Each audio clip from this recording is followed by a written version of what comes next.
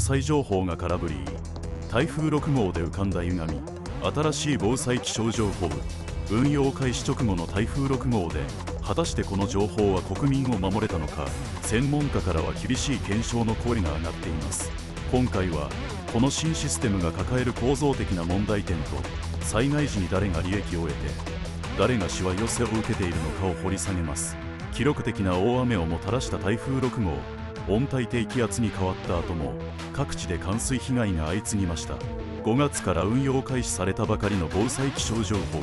この発表システムは一体誰のためにどのような目的で設計されたのでしょうか。緊急時ほど必要な情報が現場に届いていない可能性が指摘されています。今日は単なる気象予報の精度論にとどまらず、裏側にある政策的な歪みをあぶり出していきます。専門家の見解を紐解きながら庶民の反応を見ていきましょう。皆さんはこの新しい災害情報システム、実際に信頼できると感じますか？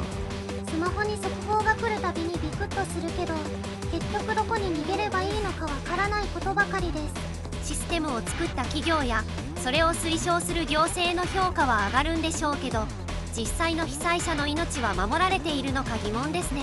新システム導入でお金が動くのはいいけど、そのわけ自治体側の対応力が低下していたら本末転倒じゃないかな。視聴者からはシステムへの根深い不信感が漏れています。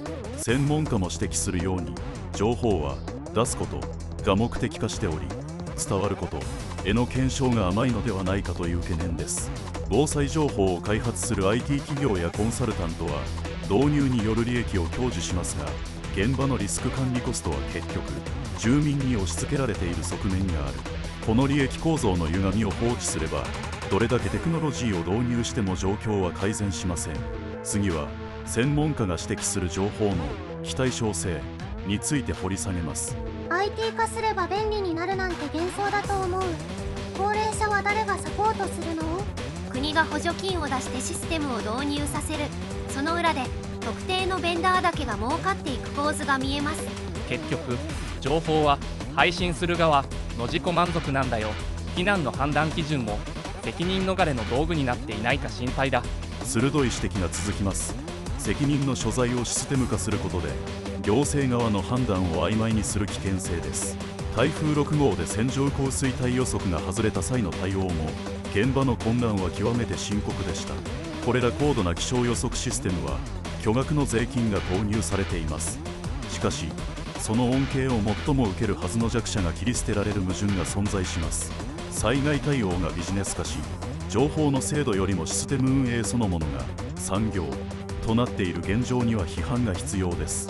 情報の価値を再定義しなければこの悪循環は止まりません。予測が外れた時、システムは修正されるけど、被害を受けた人たちはそのままなのが納得いかない。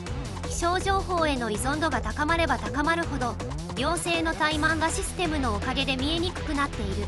専門家もそろそろシステムの不完全さを前提にした防災計画を提言すべきだよ。まさにその通りです。技術を過信することこそが最大の災害リスクとなり得るのです。私たちは AI やドローンといった言葉に惑わされず、その裏側にある実効性を厳しく監視しなければなりません。今回の台風6号の教訓はシステム導入の是非ではなく、運用の透明性にこそあるべきです。利益構造がブラックボックス化している以上、国民が声を上げ続ける必要があります。次に国民の生活実態との乖離についてさらに深掘りしましょう。最新の情報があるから大丈夫と行政が油断しているように見えるのは私だけかな。結局防災も金儲けのネタにされているなら、真剣に考えた自分がバカみたいだよ。現場の避難所運営とか泥をかき出すのは人間だ。 AI がいくら優秀でもそこは変わらない。全くその通りです。ハードウェアとソフトウェアへの過剰な投資は人間系の防災能力を減退させかねません。この防災の空洞化を誰が得する構造なのか、私たちは冷静に見抜く必要があります。特定の巨大企業が市場を独占し、利権を守るためのシステムになっていないか、情報を精査し必要に応じてシステムの撤回や改善を求める権限は主権者である私たちにあります。最後にこの状況を打開するための視点を確認しましょう。私私たちは被害を受けないための防衛策を自力で持つしかないのかも。国や自治体に対する要求レベルを上げよう。情報の正確性についてももっと厳しく問うべき。次の台風シーズンが来る前に本当に機能するのか自分たちで検証するスタンスが大事だと思う。心強い反応をありがとうございます。これからの時代、防災は個人のリテラシーに依存しすぎてはいけません。しかし国家が提供する仕組みの不備を指摘し続けることは社会全体の安全性を高める不可欠なプロセスです。利権構造に切り込む勇気を持った専門家を増やし、公的なシステムの透明性を確保しましょう。台風6号の教訓を風化させるのではなく、社会システムそのものを問い直す契機とするべきです。私たちの生活は私たちの選択と監視によってのみ守られます。技術は魔法ではない。それを扱う人間の側の倫理と責任が問われています。情報に翻弄されるのではなく、情報を活用する主体性を持ち続けていきましょう。さて、皆さんの冷静な分析を聞いていると、この防災気象情報の問題が単なる技術的な課題ではなく、政治と経済が複雑に絡み合った構造的な欠陥であることが浮き彫りになります。そうですよね。結局新しいシステムを導入したことで現場の職員の負担が減ったのかといえば、むしろ報告書作成に追われているなんて話も聞きますし。まさに形式的合理性の罠です。デジタル化による効率化がかえって官僚的な手続きを増幅させ、本質的な意思決定を遅らせているという皮肉が成立しています。行政側が新しい AI の予測データが出ましたと発表すれば、それで自分たちの責任は果たしたことになると考えているなら、一番危険な兆候ですよ。責任の所在をブラックボックス化されたアルゴリズムに転化する。これは現代の行政が抱える最も卑劣で巧妙な手口かもしれません。情報の透明性が確保されない限り、失敗は常にシステムの不具合として処理されます。結局何が起きたかじゃなくて、誰が責任を取るかを決めておくのが組織の常識なのに、それさえも曖昧にされてる。これじゃあいざという時に誰も守ってくれませんよ。さらに深刻なのは、気象情報を専門に取り扱う民間企業と国の癒着構造です。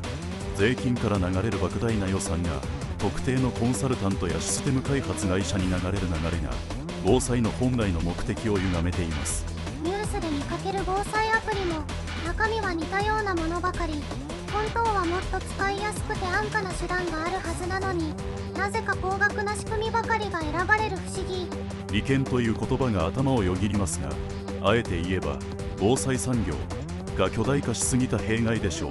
災害が起きることで利益を得る階層が存在する限り、根本的な減災対策よりも事後の被害拡大を防ぐという名目のシステム改修が優先されます。でもそれって結局のところ、庶民が犠牲になるコストを積み上げているだけですよね。新しい設備投資にお金を使って肝心の堤防補修や避難訓練が愚かになっていないか心配です。鋭い指摘です。最新の AI 予測よりも地域に根ざした避難経路の確保や老朽化したインフラの更新こそが最も確実な防災です。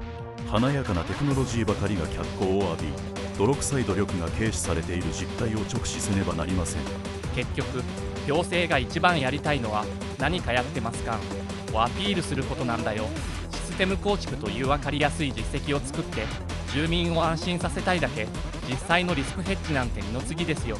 安心感という麻酔で住民のリスク意識をそぐ防災政策には懐疑的であるべきだ。台風6号の混乱はシステムが機能不全に陥ったのではなく、現実を正しく反映できていなかった証拠である。でもじゃあ私たちがどうすればいいの？スマホの情報もダメ、行政も信用できないとなったら、もう自分たちの判断力を高めるしかないんでしょうか。公的な防災を過信せず、自らの地域を予測、備える自律的防災へシフトせよ。専門家の避難基準を鵜呑みにせず、現地の状況を五感で察知し、自ら判断を下すことが重要だ。自分の命を守る権利は自分にあると。そのためにはもっと気象情報を多角的に読み解くリテラシーが必要ですね。一つの予報に依存して思考停止するのが一番危ないです。情報の非対称性は情報の受け手が賢くなることで解消されます。特定のソースを信奉するのではなく、複数の気象データや地域の観測地を比較、検討する癖をつける。これは災害時における重要な防衛手段となります。そうだな。行政の発表を待っている間に家が流されることもある。特に高齢者や障害を持つ人が取り残されないような地域内での連携を AI 抜きで構築しておくべきだね。地域コミュニティの再構築こそが最もコストパフォーマンスの高い防災システムであるというパラドックス。皮肉なことにテクノロジーの発展が進むほど人間同士の信頼関係が最強の防災装置になるのです。隣の家のおじいちゃんが逃げ遅れていないか声をかけに行く。そんな当たり前のことが最新の AI アプリよりもはるかに命を救う現実を私たちは忘れかけていたのかも。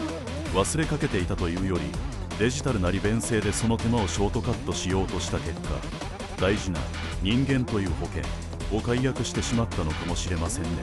効率化が進む社会で無駄に見える人間関係が実は最後の砦だったなんて、なんだか皮肉だけどものすごく納得できる話です。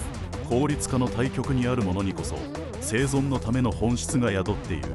今回の台風6号が残した教訓を決して綺麗な言葉でまとめてはいけません。もっと汚く、もっと泥臭く、我々は自分たちの生活を守る方法を再発見していくべきなのです。そうだな。次回また大きな台風が来た時、行政の発表をただ眺めるだけじゃなく、自分たちで判断して動けるかどうか、それが問われているんだと思うよ。素晴らしい結論です。皆さんの鋭い視点と現状に対する健全な懐疑心こそがこの国を少しだけ安全にする力になると確信しています。今後もこの手の防災利権の動きを皆さんと共に監視していきましょう。情報に踊らされず自分の頭で考え自分の足で逃げる、これに勝る防災対策はありません。ご視聴ありがとうございました。次回の検証でお会いしましょう。あなたはこの件についてどう思いますか？ぜひコメント欄でご意見をお聞かせください。